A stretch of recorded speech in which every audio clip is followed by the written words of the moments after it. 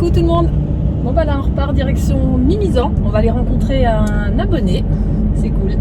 Donc on a 46 minutes de route. A plus. Bonjour à tous, aujourd'hui nous sommes avec Pascal de la chaîne Retour d'Eclipse. Merci Pascal. Donc du coup il va nous faire un petit tour de son T5. Nope. Ok, Et il va nous expliquer pourquoi il a choisi ce mode de vie. ça marche. Ouais, du coup Pascal, qu'est-ce qui t'a décidé à choisir ce mode de vie alternatif finalement? Qu'est-ce qui t'a animé et pourquoi Ouais, en fait moi c'est très simple puisque j'ai pris ma retraite et donc j'avais déjà depuis très longtemps envie de voyager et puis surtout de vivre un peu autrement, de manière moins disons enfermée quoi, d'être au grand air. Enfin ça a toujours été quelque chose qui m'a beaucoup plu, mais je pense comme beaucoup. Et puis donc finalement acheter un van pour voyager et vivre dedans, c'est quand même la synthèse de tout ça. On retrouve en fait tout ce que j'aime, c'est-à-dire l'imprévu, la possibilité d'aller dans des endroits vraiment très beaux, la nature quoi. Et puis c'est un cheminement qui est aussi à la fois dans les endroits intéressants de la nature qu'on peut trouver, les bords de mer, la montagne, les campagnes, les forêts, mais c'est aussi un cheminement personnel dans le sens où ça permet aussi de couper avec une routine, avec des habitudes qui font que finalement on ne regarde plus les choses essentielles, les choses importantes quoi. C'est vrai. Et donc pourquoi ce type de véhicule en particulier finalement? Voilà, c'est un Volkswagen. Alors je pense que ça, c'est assez mythique. C'est un petit camion, donc moi je suis tout seul et donc ça convenait vraiment bien, en tout cas au fait que c'était pour une utilisation, disons solo. J'ai pris une version 4x4. Parce que justement, pour moi, cette envie d'aller sur les petits chemins, l'année dernière, je suis allé au Maroc, j'ai fait pas mal de pistes, j'aime beaucoup la montagne aussi, il y a souvent des sentiers, forestiers en montagne, et donc c'est une motorisation 204 chevaux qui vraiment me permet, avec l'équipement que j'ai mis en place, c'est-à-dire une rehausse séquelle, avec les amortisseurs séquelles, des pneus tout terrain, là, ce sont des grabeurs AT3. J'ai aussi mis des plaques de protection, un blindage sous le véhicule qui me permet quand même d'éviter la grosse casse quoi, quand on touche des cailloux, des pierres. Et voilà, donc petit format, très bonne motorisation avec un équipement qui me permet d'aller presque partout. Et donc je suis heureux. Donc, du coup, est-ce que tu peux nous montrer un petit peu les caractéristiques du van, ce que tu as installé au-dessus? Ouais. Alors déjà, ce qu'on peut voir, c'est que au-dessus, il y a une tente de toit. Donc j'ai déjà mis une galerie, c'est une Frontrunner, la version Slimline, c'est-à-dire c'est une version assez basse, mais qui est très très solide, donc elle supporte parfaitement le poids du matériel que j'ai mis dessus. Donc c'est une Maggiolina Airtop, ce qui veut dire qu'en fait elle se soulève avec un système pneumatique. Donc il y a des petits clapets devant et derrière. Dès qu'on les ouvre, en poussant un peu, ça soulève la tente. Et en fait, c'est une tente qui fait vraiment comme une petite cabane. Il y a 2 places, donc pour moi, c'est vraiment royal, quoi, hein. C'est king size. C'est la version king size du lit. Mais en fait, je m'en sers surtout quand il commence à faire doux, c'est-à-dire puisque c'est pas à chauffer, hein. Voilà. Derrière, j'ai mis des boîtes alu, donc qui me servent comme un petit grenier quoi, en fait, où j'entrepose ce dont j'ai pas besoin. Par exemple, mes affaires chaudes en été, elles sont là-dedans.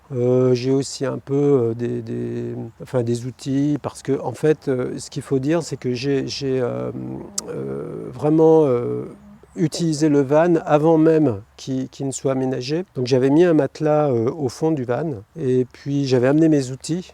Et ce qui fait que j'ai tout construit, l'intérieur, l'aménagement, vraiment au fur et à mesure de mes besoins. Et donc, voilà, j'ai toujours eu des outils avec moi.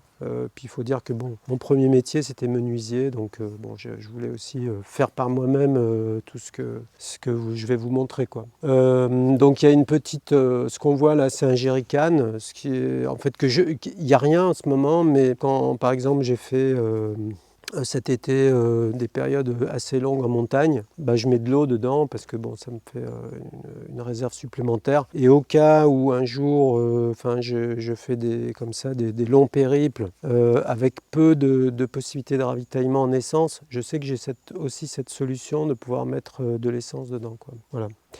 Et donc j'en ai un deuxième, un jerrycan comme ça qui est à l'intérieur.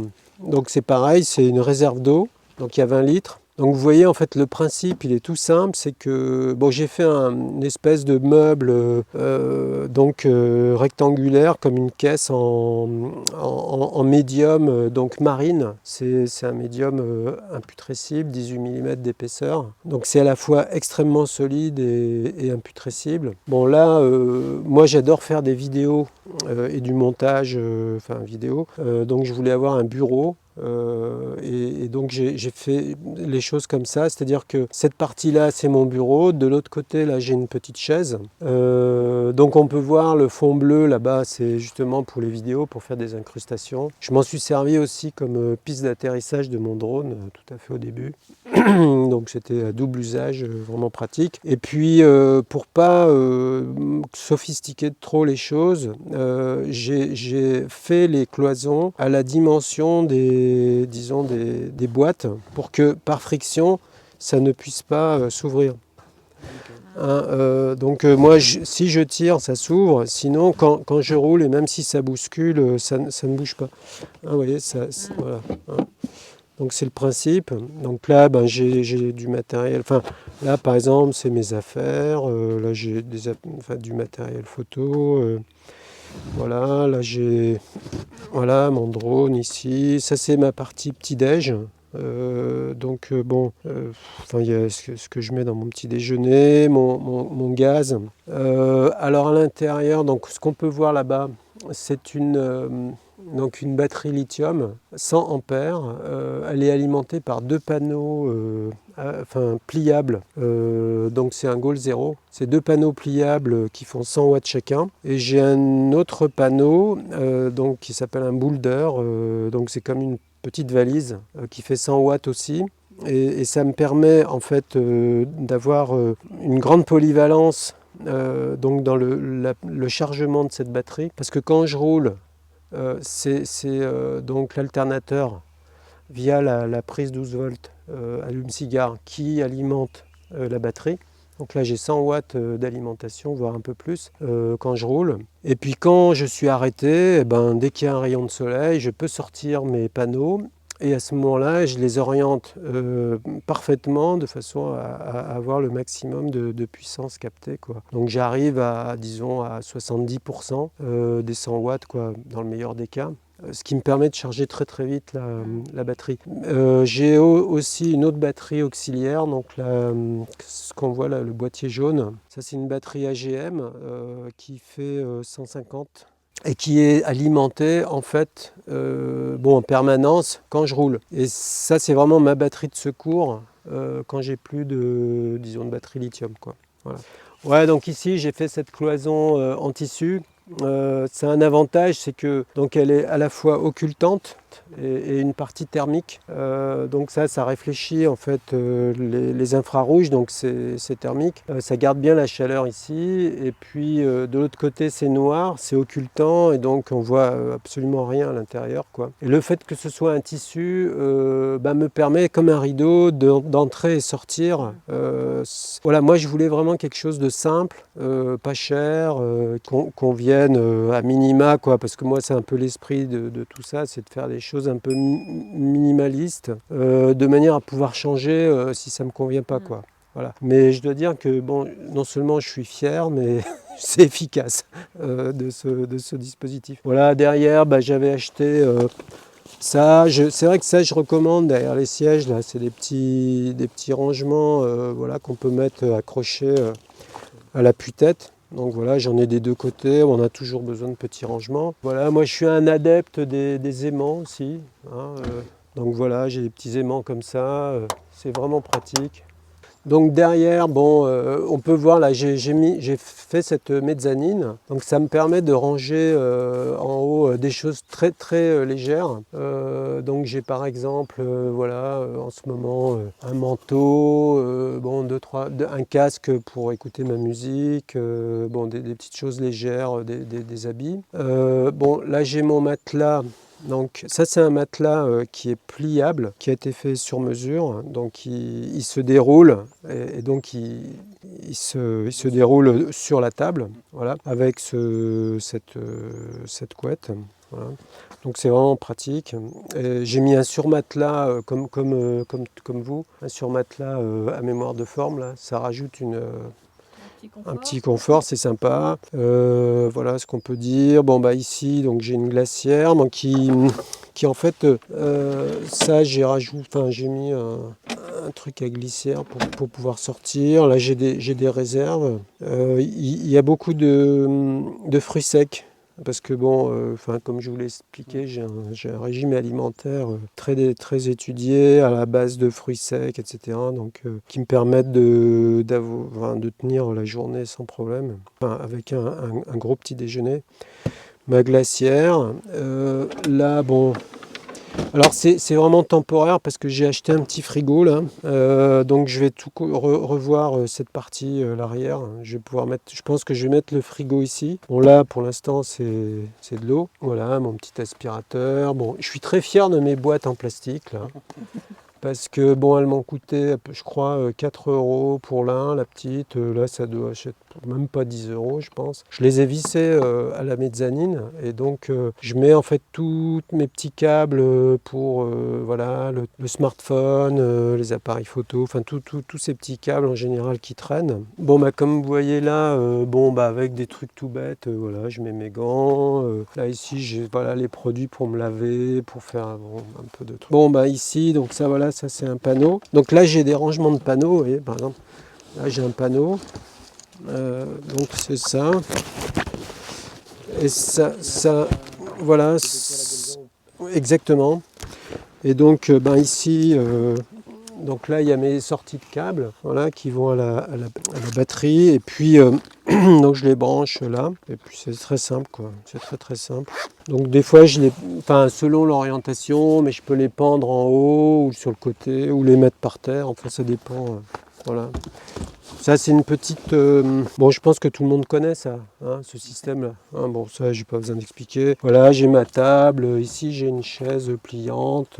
Ça c'est un autre panneau, 2-3 bricoles et puis voilà. Ici j'ai mis une échelle en fait pour monter en haut, mais bon en fait j'ai pas besoin finalement. Parce qu'on arrive à monter sans échelle, donc je le fais. Voilà. Et tu montes par où Sur le côté. En fait, comme j'ai la galerie là, et puis je mets mes pieds là. Ah oui. Et puis bon, ça me permet de. Tu mets le pied sur le pneu Un sur le pneu, un là. Donc voilà, bon, là je vais pas le faire, mais bon, comme ça. Okay. Voilà. Donc ça marche tout seul. Puisque bon, j'ai une porte là, une derrière, une autre de l'autre côté. Et puis ici, donc on a les plaques de désensablage. Pour l'instant, elles n'ont pas servi. Bon, je les ai un petit peu customisées pour qu'elles soient moins fluo. Mais voilà, ça ce sont des ouïes d'aération. Une autre particularité, c'est que j'ai pris l'option du toit ouvrant. Donc ça se voit pas, mais en fait ça c'est vraiment pratique pour l'aération. Parce que j'ai une aération donc, à l'arrière et à l'avant. Et donc il y a une bonne convection qui évite la buée quand même. Le toit ouvrant, il est au-dessus du Ouais, conducteur. au-dessus du conducteur. Ouais. Okay. Pour le chauffage, comment tu t'organises? Alors en fait, moi le chauffage, j'en ai besoin vraiment quand on commence à arriver avec des nuits à 7-8 degrés. Là, je commence à mettre du chauffage. Sinon, j'en ai pas besoin. Parce que comme là, le camion est petit et bon, la chaleur est assez bien conservée. Et j'ai même pas besoin de... J'ai pas mis disons, de calfeutrage d'isolation. Ça fonctionne comme ça. Sinon, donc j'ai un chauffage stationnaire. Donc la bouche, elle est ici, du chauffage stationnaire. Je l'avais pris donc comme option d'usine, quoi. Et donc ça chauffe vraiment très très bien. Le moteur est à essence, donc c'est un chauffage qui fonctionne sur la réserve d'essence. Et bon, ça marche très très bien. Enfin, je suis content de ça, quoi. Bon, merci Pascal pour la visite. Donc pour finir, quels sont tes projets pour l'avenir? Bon, bah, en fait, je devais être en ce moment même en Amérique du Sud, puisque j'avais donc prévu de partir au mois d'avril dernier en Amérique du Sud. Mon billet, en fait, sur un cargo a été acheté donc, par une compagnie. Je devais partir d'Anvers pour arriver à Montevideo. Il y avait un mois de trajet. Et puis, bon, avec le Covid, ça a été complètement bouleversé. Ça a été prorogé une fois, 2 fois. Et puis là, dernièrement, j'ai encore rappelé. Ils m'ont dit, bon, pas avant 2022. Donc mon projet, c'est vraiment de partir en Amérique du Sud et d'y rester suffisamment longtemps pour bien connaître cette région du monde. Enfin, je ne vais pas faire ça en 6 mois, quoi, ça serait idiot. Je vais pas faire... Donc j'y resterai sans doute plusieurs années. Puis bon, ensuite, j'aimerais bien remonter donc sur le continent nord-américain avec... j'ai des amis, par exemple, qui sont donc au Canada. J'ai envie de les voir. Et, bon, ça fera partie aussi du voyage. Puis après, je rentrerai. Mais mon projet, si on peut dire, c'est de continuer le voyage tant que j'en aurai l'envie, la motivation, que je ressentirai la joie de vivre ce mode de vie comme ça, quoi. Et puis, c'est vrai que c'est plein de dépaysement, mais en même temps, à travers les rencontres, on se rend compte qu'on partage tous les mêmes préoccupations, les mêmes envies. Et bon, ce que je trouve que pour une retraite, quoi, en tout cas moi ça sera bien plein, quoi. Voilà. Merci Pascal. Du coup, on vous mettra le lien de sa chaîne en description. Ouais. Et puis, on lui souhaite bon voyage. De beaux projets, voilà. et de continuer à kiffer en fait finalement. Moi aussi, hein, moi je vous souhaite plein de bonnes choses parce que je vous suis et puis je trouve que vraiment vos vidéos sont pleines de bonne humeur et en plus très très utiles par les côtés pratiques que vous essayez de montrer et faire partager. Donc vraiment, moi je vous souhaite aussi beaucoup de succès. Enfin, je recommande vraiment votre chaîne. Voilà. Allez, salut Pascal. Ciao, ciao. Salut.